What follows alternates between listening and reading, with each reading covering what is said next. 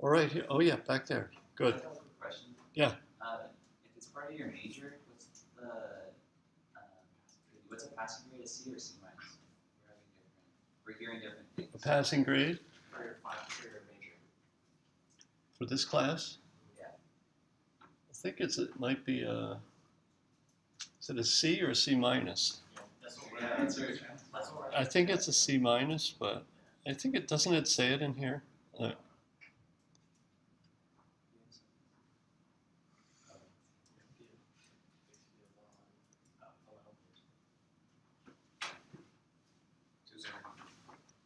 A C. Yes, so a solid C. Yeah. Now I have a question. I thought we made it C minus, but maybe I guess not. You can fight. And then C.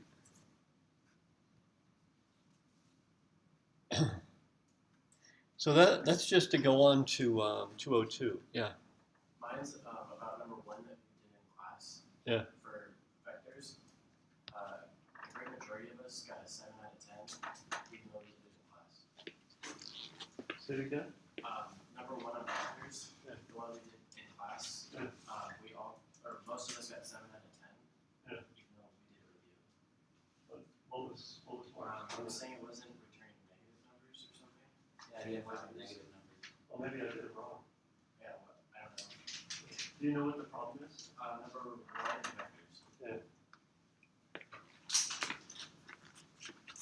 You want to look at your stuff? Sure. All right.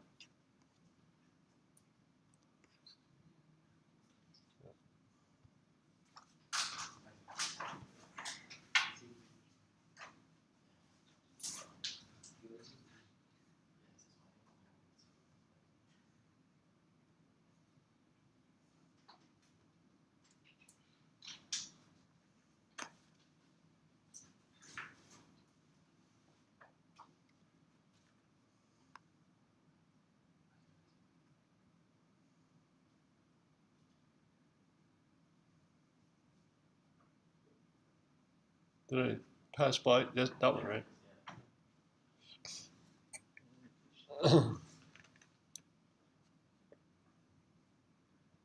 So this is, which problem again is this? Under vectors, example 1. Number 1, okay.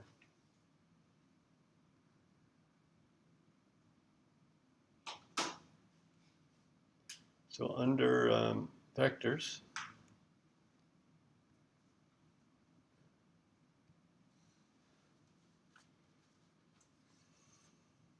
so we want to find the maximum value in a vector V. So see, your test code is not good enough. Let me show you.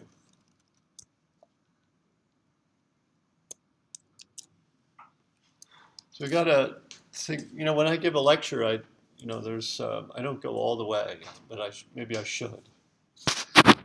Let's look at W here. Here's a vector W. Okay. And it has a -3 in it. That's all it has. What's the maximum going to be? -3. Oh, this should be W, by the way.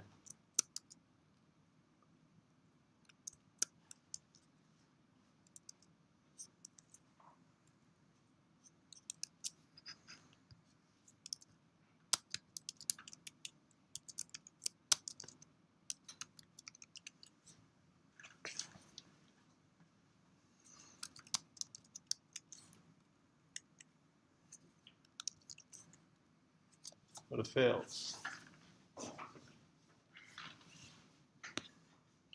See, this example is it's not a good example. Also, look, your numbers are in increasing sequence. You know, it's like special case. It's okay to test a special case, but you should test the general case as well. Oh, this is a special case, a vector of only negative numbers. So why is this failing?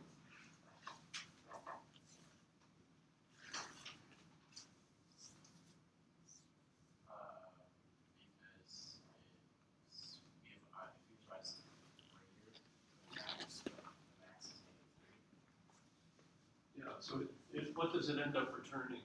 A false statement because right now it's saying v by 0 and the max is -3, so 0 is greater than -3, so it wouldn't change it.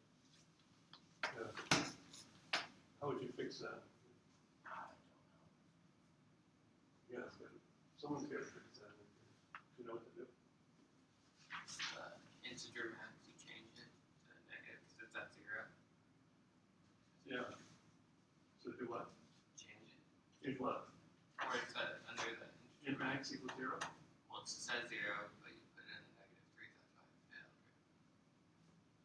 So how do we fix the function, the maximum function? To make it work. Set it equal to negative initial minimum or maximum.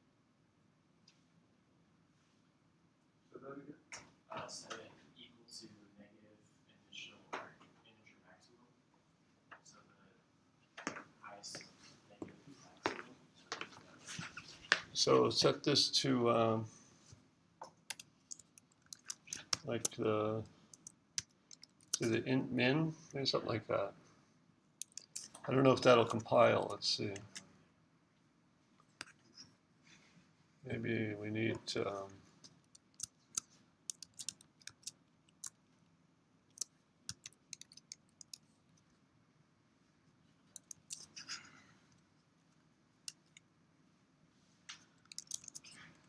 works.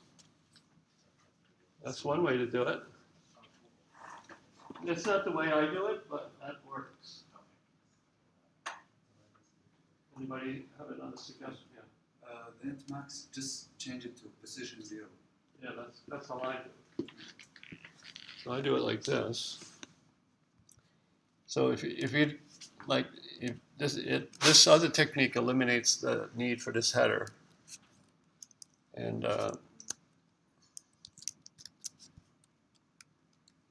you can set the max. We'll just start with the first value. So if it's -100, it's -3. So that's when. Now this assumes that the vector is of size 1 or greater. I mean, the function doesn't make any sense if the vector is empty. What's the largest value in an empty vector? It's a meaningless question. So we can assume that there's at least one element in there.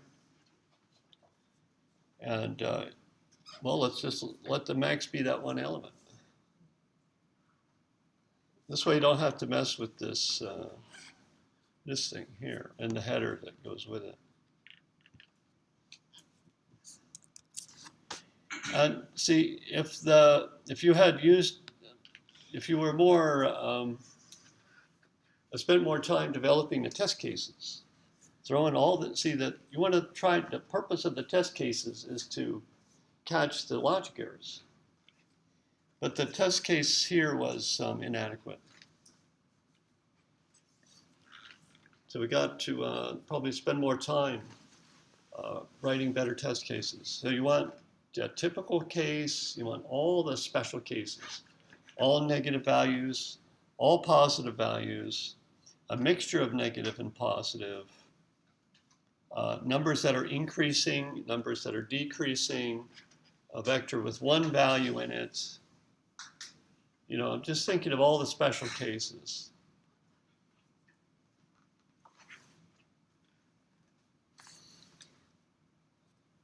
Anything else? Can we look at example 4? Which one? Example 4 in vectors. Number 4? I don't have test code for it because I don't even know where to start. So this one here, right? Yeah. Oh, okay, so get started on that. Yeah. Let's look at that one.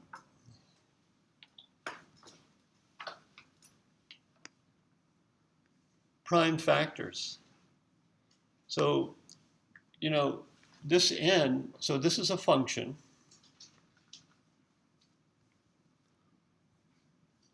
We don't need that.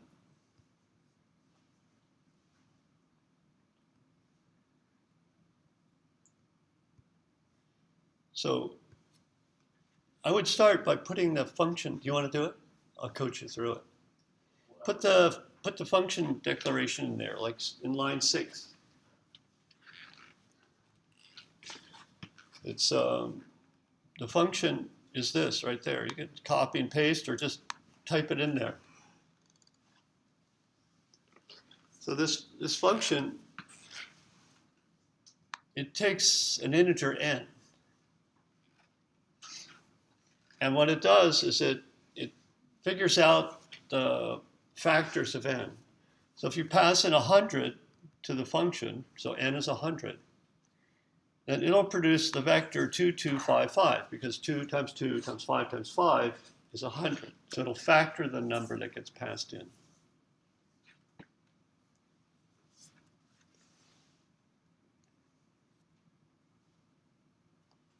Yeah. No space here, no space there. That's good. So let's make a stub. Now this function returns a vector of int. So let's return, well, we got to return a vector. Right. So let's declare a vector first inside the body of the function. Yeah, no, a vector, yeah. There we go. A vector of int. V, say. And then let's push a value on it. Let's push the number 2 on it, say. And a v dot pushback. So if that vector it's a container, so we have to push back values into it, and it's initially empty, so we're going to add one. Yeah, maybe fix this brace right there. Yeah, and then just return v. So this is a stub.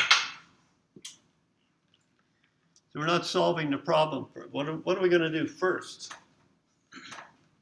Figure out the code to factor numbers. No.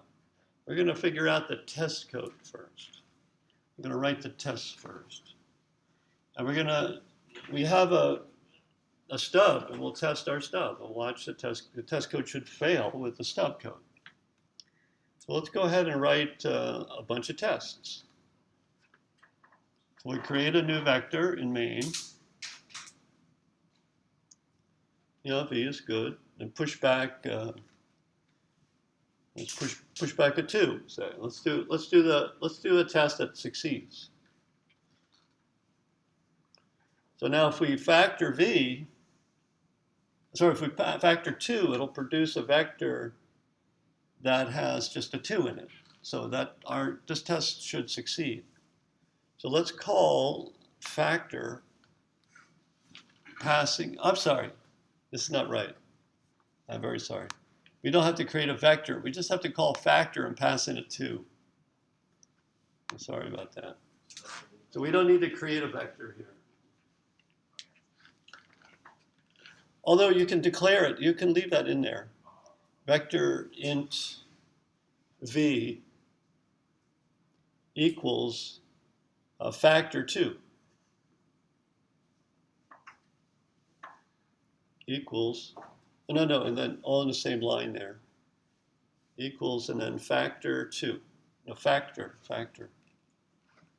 And then pass in a 2. Well, you're calling the factor function. So we're getting, this vector v is the return value from calling the factor function. So v dot factor? Huh? No, factor is a function that takes an argument, an integer argument, so pass in a 2. And see, it returns a vector of int. So we have to store the return value. See that? All right, now we can have an assertion after that. What's the size of v? Let's test the size of v first.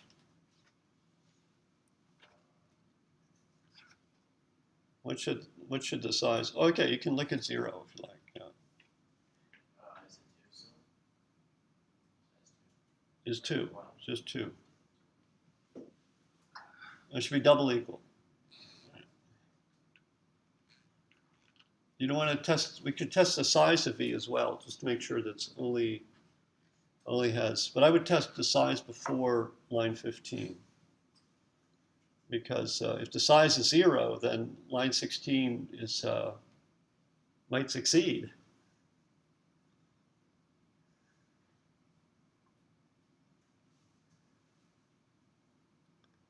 There you go. That's good. There's a test right there. Let's, and all tests pass. I'll save that file, and I'll compile that.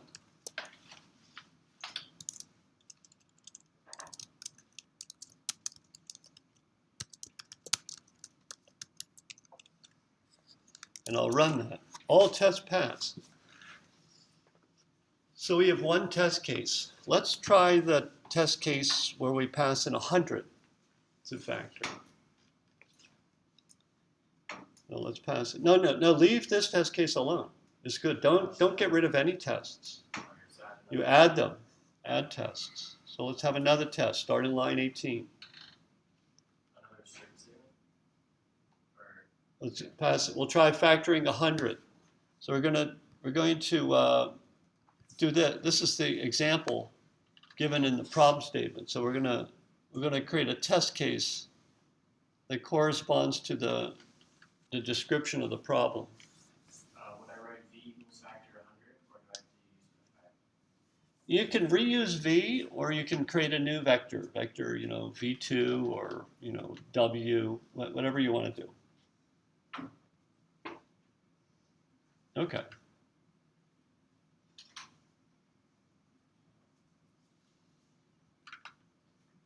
There we go. So what's the size going to be? 1 still.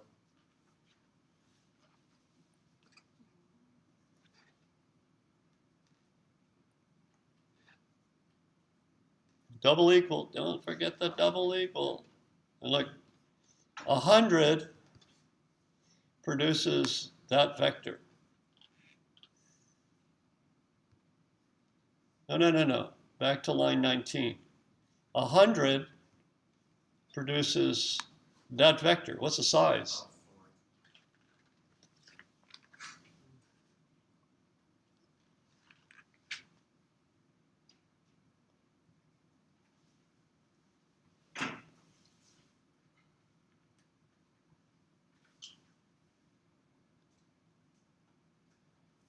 4. And go back to the original problem statement.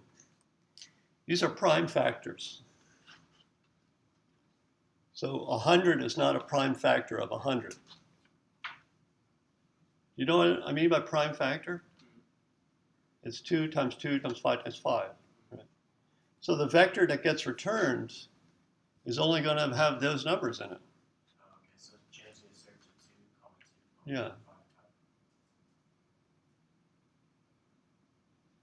5, 5. No. W of 0 is just a single integer. It's not a sequence of integers. Look at this vector here. See that vector? What's in position 0? 2. What's in position 1? Oh, I see now.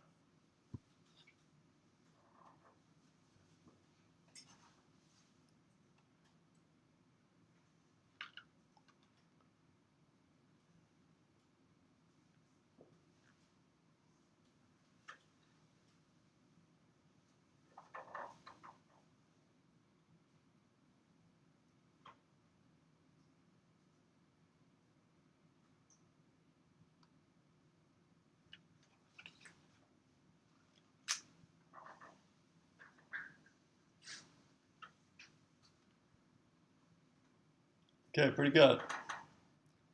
That's good. Let's create another test case. Well, before we test that, let's save it. Let's run this. And this should fail, right? Which line will it fail on?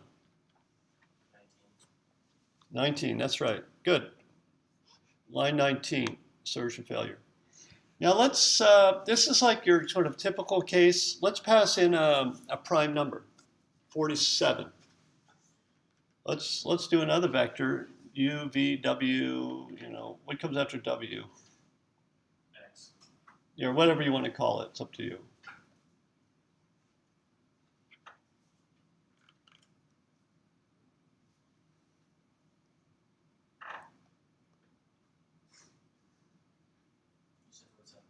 Yeah, that's what I said. So what's the size of the vector going to be? 1.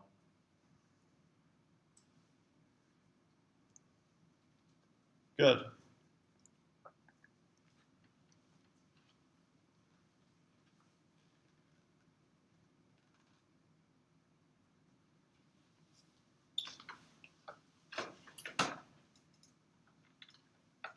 Good.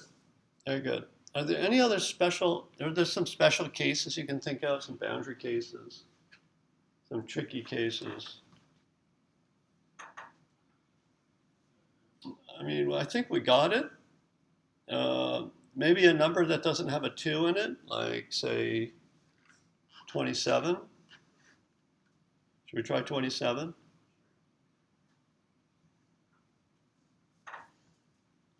So 27 will give us 3, 3, 3.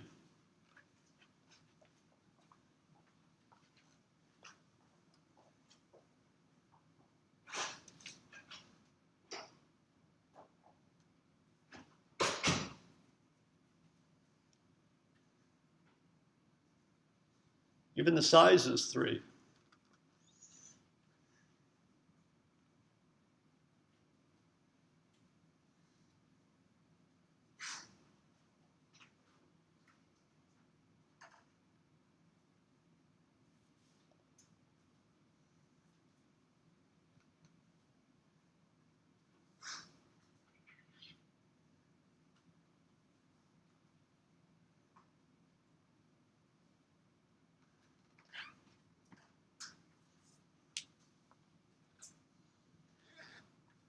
Okay, something's funny there because it doesn't line up somehow. Yeah, there we go. So let's save that. It compiles, same failure, of course.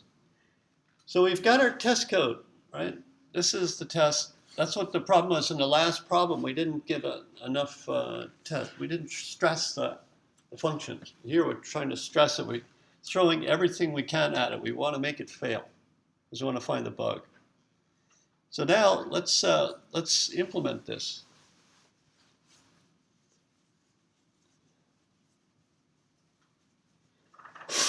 Now we had a problem like this already, didn't we?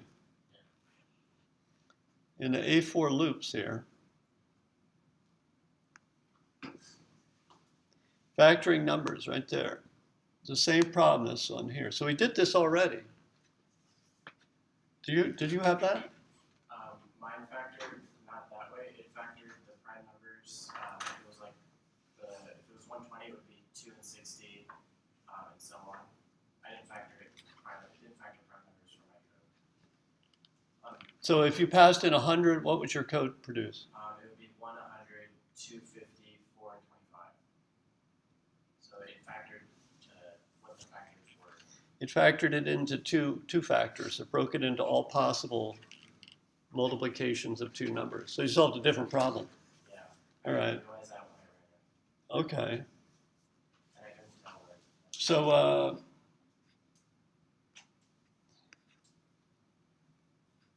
well, we need to go solve this problem first.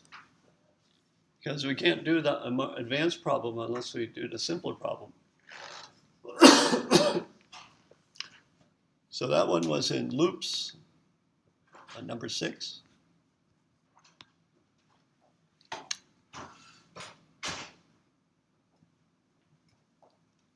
And there's no way we're going to be able to solve this current problem if we don't know how to solve this one.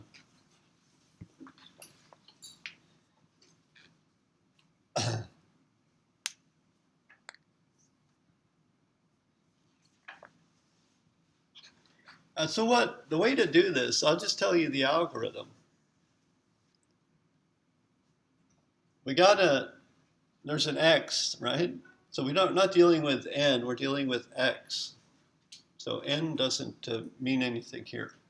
See this n less than 1, n is not even declared, right? So that's, there's no n in the problem here. There's no n anywhere else. It's not even declared, so it won't compile even. So you want to use x, I assume. Yeah. And while x is less than 1, well, if the user, let's just think about it. If the user types in 100, this condition will be false from the very beginning, and it does nothing. So x is less than 1, that's not a good loop condition. Well, greater than 1, there we go, that'll work. Because we're going to reduce x, see this here? We're taking I out of x. So x becomes x divided by I. So let's suppose that I is 2. If I is 2,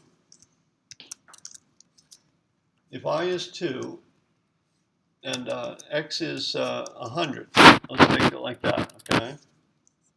I is 2 and x is 100. Then this result here is going to end up setting x to 100 divided by 2, which is 50. So x is going to be set to 50.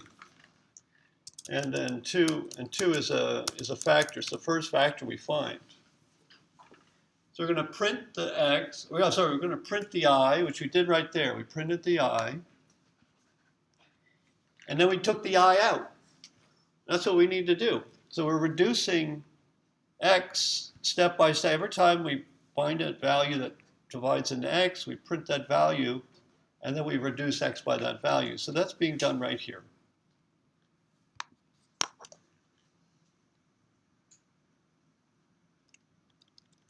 And then you've got the test here. So if x is divisible by I, then we can do what we said we would do, right? So x has to be divisible by 2. So if x were 9, 9 is not divisible by 2, evenly divisible. So we have to have this condition. And then you have else plus plus I. Now, this here, I think we're getting confused. That looks like a for loop.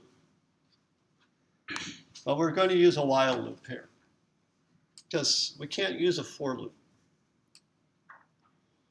A for loop is not good, because a for loop will start, I will be set to 2, then I goes to 3, then I goes to 4, like that. We want to stay on 2. We'll let I be 2, and then stay and let I be 2 again. And then when this condition fails, that I evenly divides into x, when that condition fails, at that point, we increment I. So this else plus plus I is correct. Because if this is not true, then let's go ahead and try the next I. But we don't need this business here. This is like, there's just confusion up there. And, it looks like you're trying to do something that we don't need to do there. You're going to just take it out. But of course, you'll need this initialization. We have to declare I and set it to 2. So I'm going to let you clean that up.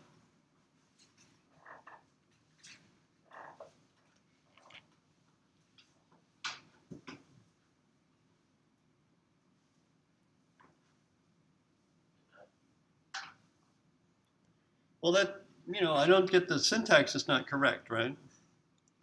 The while loop is while condition and then curly brace. So there we go. That's a while loop there, but we need to initialize I.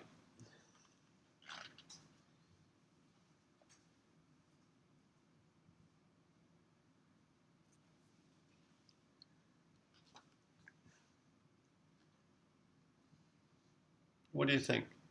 Put brackets around it.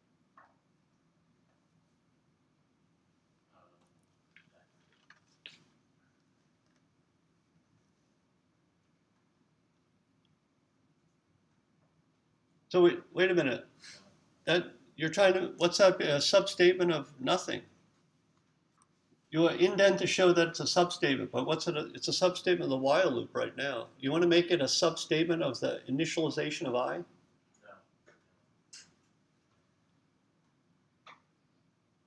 Want to initialize it in the if statement?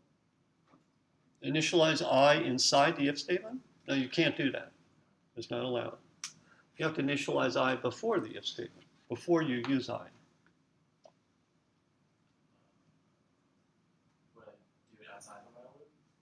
That would make more sense, because inside the while loop, you're just going to set I to 2 forever. That's not going to be very useful. We start I equaling 2, and then we allow I to change. We don't want to reset I back to 2 again. Good job catching that. Good. So I didn't say it, you know. I resisted saying fix that, and you caught it on your own. That's really satisfying. So what do you think now? Now I think it'll work. Think it'll work. All right, let's try. Why don't you save it and I'll run it.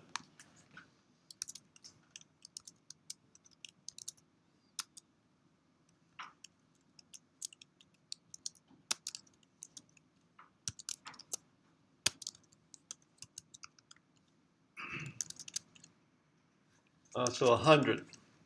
2255. Look at that. 27. 333. It's working. 47. Notice I'm experimenting with all of our test cases. So it works with 100. It works with 47. It works with 27. Does it work with 2? It works with 2. So it works with all of our test cases that we came up with.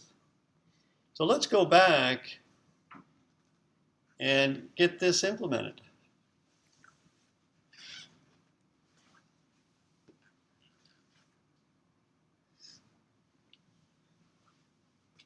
Now, look, in the other code, when we found a factor, we did what with it? We printed it. In this code, when we find a factor, what are we going to do with it? Huh? Not printed. No. Huh? Would we print it? No, we're not going to print the factors. Okay. What are we supposed to do with it? We're supposed to return it if it passes. We got to return it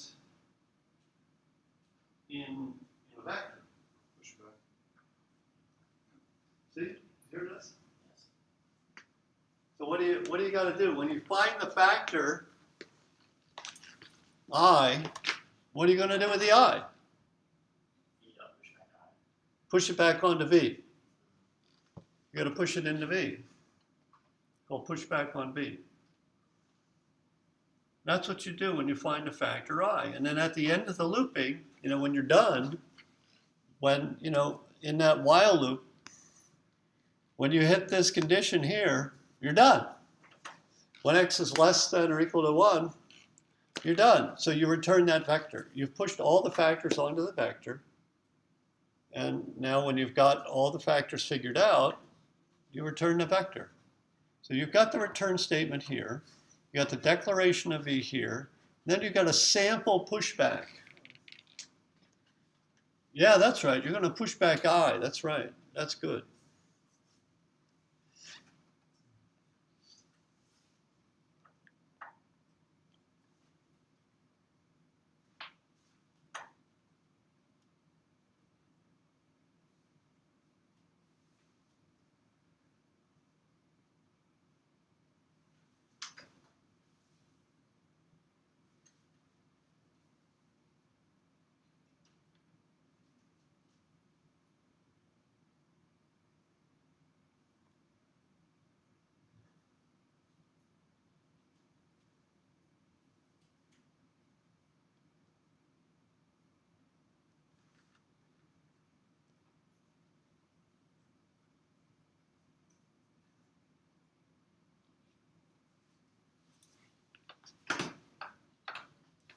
That's good. In I equals 2. That's good.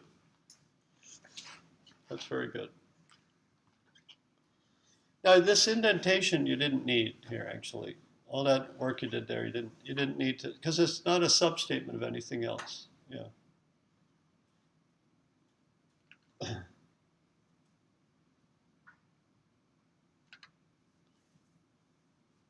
Whoa, you're going too far there. They are substatements of the function, okay? So you got to see where they are substatements. There we go.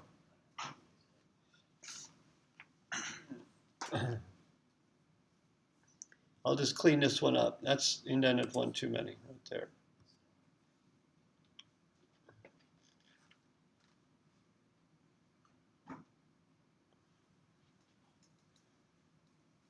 Would that be it, or am I missing something?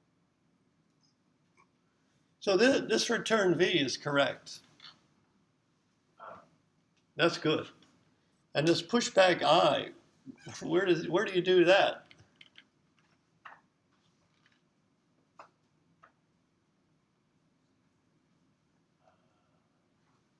pushback I would go with the vector. Well, when you find the I, that's when you push it onto V. When you determine what I should be, So I need to return I. huh? Would I need to return I? When you return I, Would I need to, or no? you cannot return I. You can only return a vector of int. The I is in the vector. That's why you push it onto V. You return V. But where do you find I? Like I for 100, I is going to be 2. You push to 2. I is going to be 2 again. You push another 2. Then I is going to be 5. Then you push to 5. Then I is going to be 5 again. Then you push to 5. And then the number gets reduced to 1 at that point. You exit the loop. You've got all the factors, 2, 2, 5, 5. You've got all of those pushed into V. So then you return V and you're done. Would I need to break this statement? Huh? Would I need to break it? What kind of statement? Am I missing something? Do I need to break this statement? Well, you think this code is good? You think that's going to work? Oh, do I need to put the pushback inside of this statement? See, what does I think about when you're executing this code? Let's say that that n is 100, okay? And then you're going to define I here, set it to 2. And then what do you do next? It goes inside the while statement? Yeah, it evaluates the loop condition, right? So let's just pretend we're executing the program. What's the loop condition evaluate to? Oh, I'm missing the C in X. C in? No, there's no C in this problem. I honestly don't know right now. You don't know what to do? I'm lost. You're lost. I thought I had it, and then Well, what does X represent in the other problem? X represents the value that someone puts in. Yeah, what variable represents that in this problem? X. Huh? X.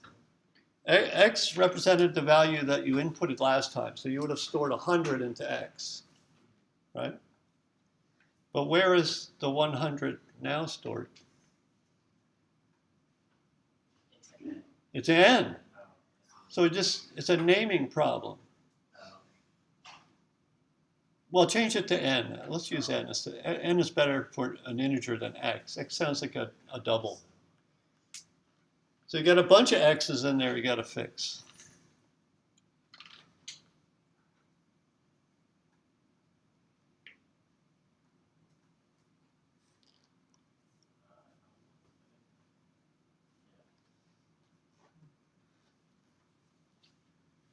I got one.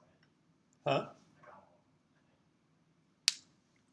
So you got to walk through the code. Can you sort of read it? You got to check your logic. So you've got to somehow figure out a way, to sort of verify the logic. I don't know. I'm trying to convey something that's like practically impossible to teach, right? So I'm going to use ESP here. Can you pick up on what I'm trying to transmit to you? You know, what you need to do here, if you read the code, you can locate, problems, logic issues. So while n is greater than 1, the code starts to read. So if n is divisible by I, it's set equal to 0. And then while that's true, n now becomes n divided by I, which I is 2 right now. Yeah. And so if none of that code works, if the statement doesn't work, you go into the I statement or else statement saying add 1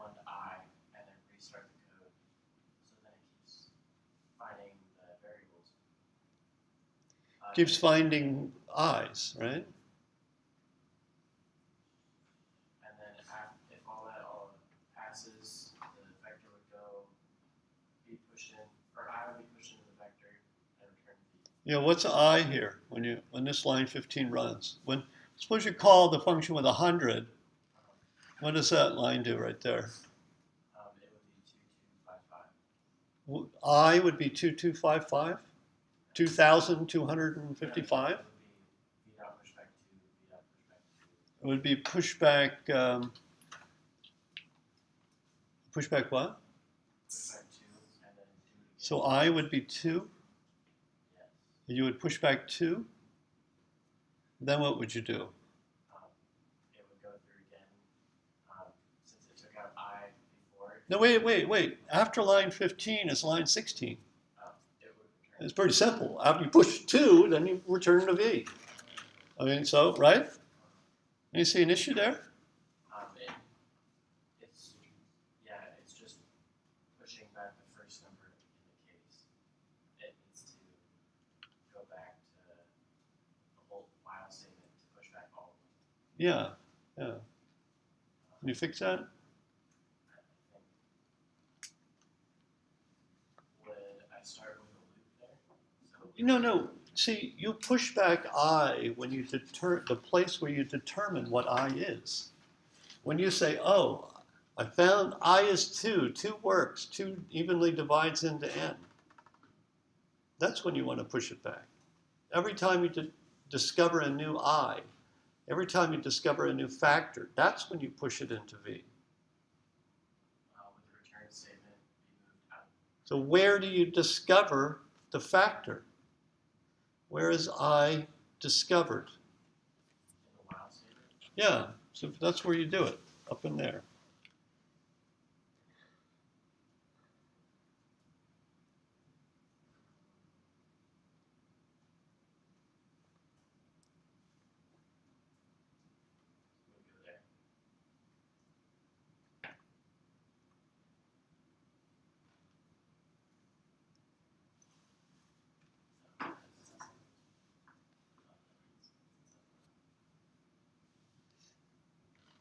Would go there. Keep analyzing it. Tell me when you're done. I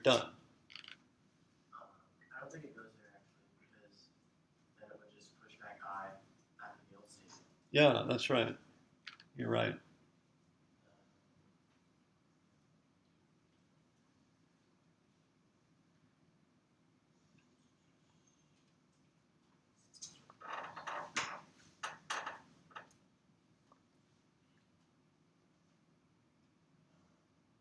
I know it needs to go after the else statement.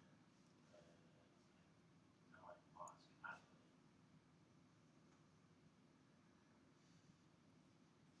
Well, I mean, you can make this, if you want to make that multi-line, this is a little hard to read. So I'm going to fix it there. This is a little bit, this would be like, standard form, I guess. It's balanced. If that's true, do this. Else, do that. It's easier to stare at, isn't it? Yeah. So now I would put it there because it would be away from So where is I? At what point in the code can you say, oh, the I that I have is a factor, and I want to push it into V? after it runs the if and else statement. Well, try it.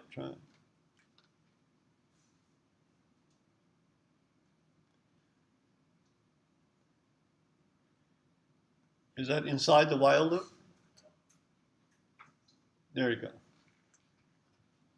So here, it doesn't matter whether I is divisible into n or not. You're going to push it onto V. Right? So in line 15, what does all this code? This code is set. This code runs, okay? Does its thing, and then after that code runs. Okay. Tell me again, what's the purpose of line 15? So that after it runs the if and else statement, it gives you the pushback. So then when it repeats the while Yeah, statement, but what does I represent?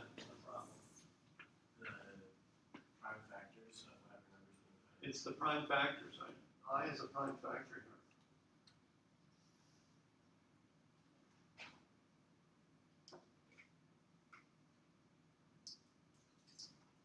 here. If we step through the problem, can you step through the problem again? You know, mentally step through the problem just to check because you modified some logic there, right? So let's step through the problem again, starting at the beginning. Suppose that n is 100. We're coming in again, okay? So n is 100, and then the next thing we do is go ahead, you just sort of step forward and just mentally go through each step and verify, oh, that's the right thing that should happen next.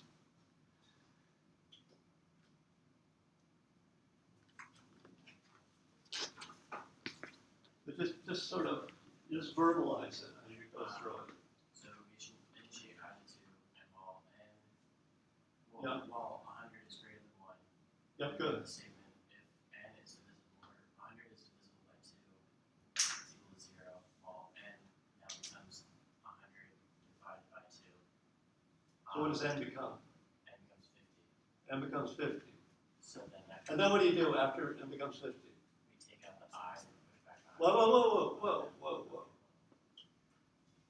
You just did line 11, right? N became 50, okay? What do you do after line 11 when n becomes 50? Does it have to run again? Huh? It has to run again. Sorry, yeah. Does it have to run again? No, I don't know about have to do something. What does it do? It checks the else statement. It checks the else statement? No, it doesn't need to check the else because in line 10, the condition is true. It already checked the condition. It only does the else statement if the condition in line 10 is false. So it doesn't check the condition. The condition is true. That's why we executed line 11. What do we do after executing line 11? Which line do we execute next? 15. We do 15. So what do we do there? We take what I was in line 11, which was 2, and push it back into the vector. Yeah, that's right. So we hit line 15. So V will now equal 2. Because it was empty. Now it has 2. Okay? So let's keep going. After line 15, what does it do next? It goes back to the while because n is still greater It goes back to the while. You mean than the while. the It goes to the top. it does, and what does it do now? So now that n is, or 50 is still greater than 1. Oh, hold on there. It evaluates the loop condition. I just want to sort of break it down into pieces. So it checks the loop condition. But go ahead. I just wanted to use the language, which is a little different than what you were using. But it's the same thing that you were doing.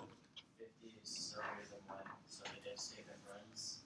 The if statement runs, exactly. And that's the if statement right there. So what does the if statement do? 50 divisible by I, which is still 2, which is equal to 0, makes n 25 now. So n gets adjusted here, right? So n is now becomes what? 25.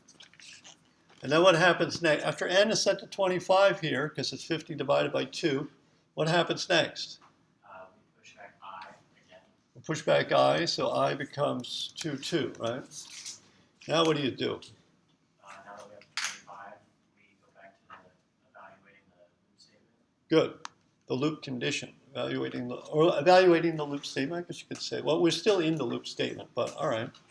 25 is still greater than 1. That's true. So now we go to the if statement, which n is 25, so 25 divisible by I is not true. That's not true. It doesn't. So what do? We go to the else statement and Good. add 1 to I. We increment I. So what does I become? 3. I becomes 3. Then what do you do next? Go back to the top.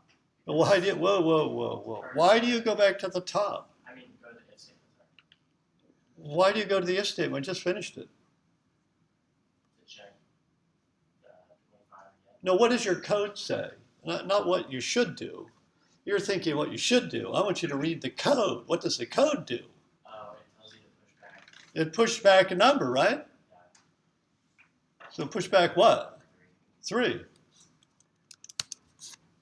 So is 3 a factor of 100? No. You see what I'm trying to show you here? You got to read the code. You know, you're thinking, oh, you go back to you're thinking in your head what you should do next. You got the algorithm in your head, see? And it works.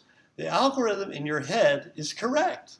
You were saying to do, the next thing you were saying to do was exactly what you were supposed to do. But what I wanted you to see is that your code wasn't doing it.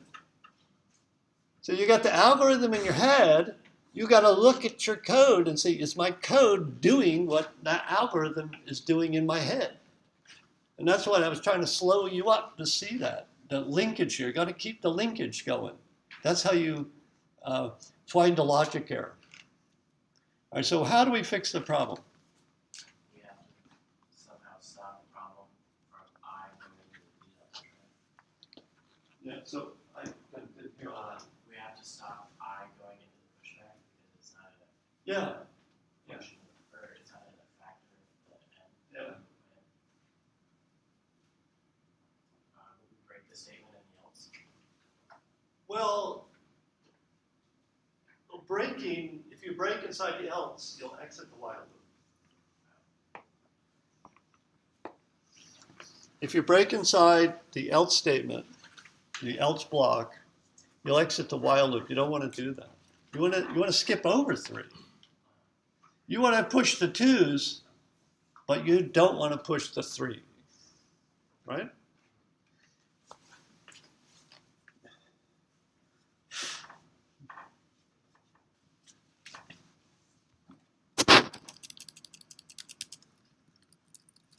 Can you think it out? So this isn't the right place. You're pushing everything, every I. You push every I. We only want to push the good I's, not the bad I's.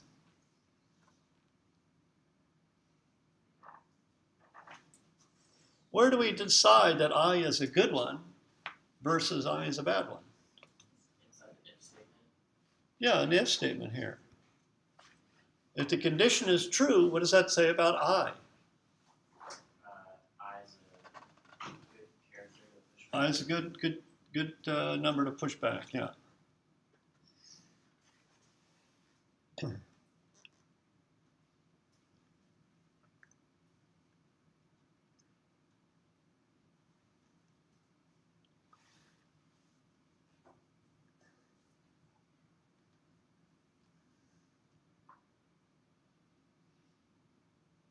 Okay, don't get lazy, right? You got to keep thinking hard. Yeah. What else we got to do? Is there anything else in there? First of all, this is a little distracting down here, right? So you don't need that, right? You can kill that. If you try to look at everything, you know, just does it all work? Is it comprehensively correct? No.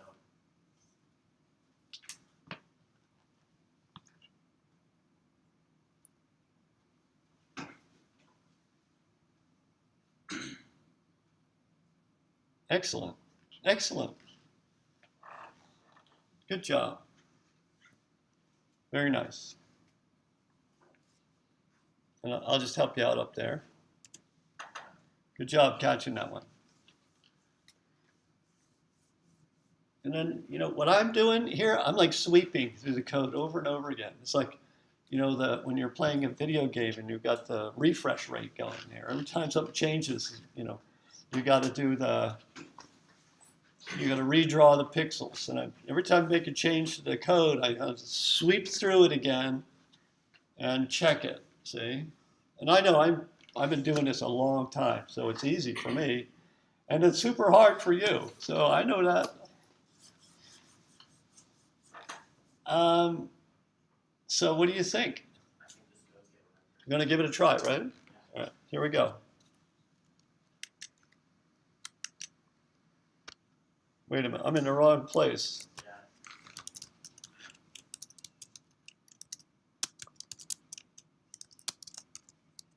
Which one was it? 6? 4. Oh, it was 4, right?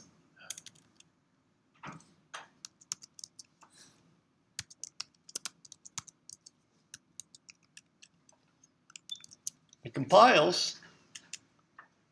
Oh, we get a failed assertion.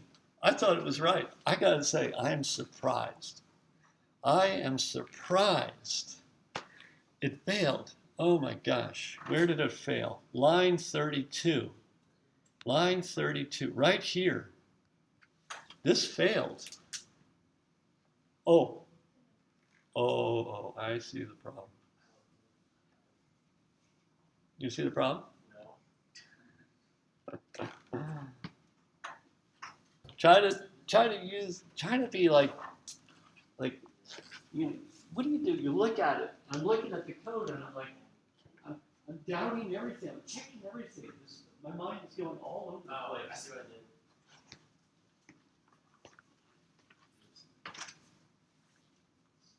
That's it. I think that's it. Let's see if it works. So the test code was a problem. Sometimes it's a test code. All tests pass, we got it. All right. Now we're the test code, we put in a whole bunch of tests there, and sometimes the test code is bad. But I would say at this point I would be confident that we got it. Okay. That was great. Good. Okay, what are we going to do next? Hey, we're out of time. That's it. I hope that was useful to people. It was for me. It was for you. Was it useful for other people? I don't know. I'm like using ESP. I'm trying to transmit, how to do the problem. I'm explaining as much as I can. And well, anyway, you got it, so that's great. We'll see you upstairs.